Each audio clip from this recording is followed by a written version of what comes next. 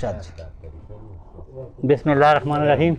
احمد علي غوري د سوزم پښتو ادبي جرګې د غړي په حیثیت، د آفتاب بدر د شاګرد په حیثیت، د بونیر خواږه پښتانو، پاسته پوهتانو او مینهناک پښتنو ته سلام کوم.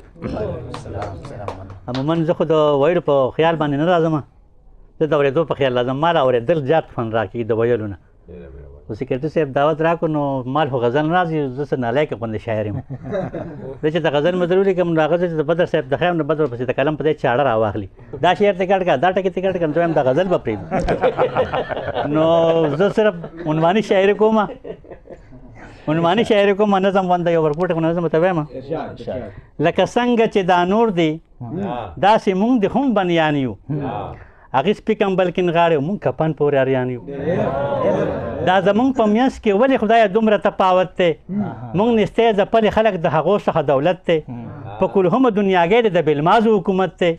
مونږ له دلته را چې وخورو، مونږ ته دلته ضرورت دی. دا به رستو پته لګي دوزخیان کو جنتیان یو، د هغې سپیکم بلکې غاړې مونږ کپن پورې اریان یو. دې نظام ته د حیران یم، دا دنیا دی عجیبه ده، د سړو خورې په سر دی نه سړو پکې رتبه ده.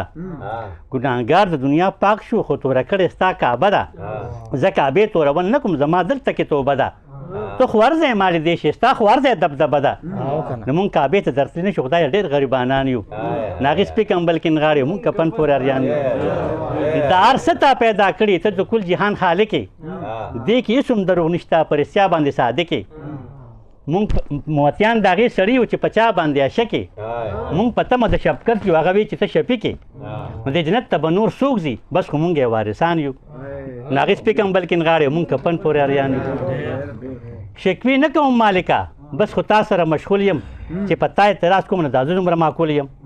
زما دومره حیثیت دی د خسن کې نم فضول یم، 11 جنتي ما کې چې په ټولو کې مقبول یم. په دنیا مې څه کار نشته خو چې آخر کې د قبول یم. نو احمد وایي لویه خدایه نه پوهېږو شاعران یو، د هغې سپیکم بلکې غاړې مونږ کفن پورې اریان. ډېره مننه، ډېره مننه، ډېره مننه.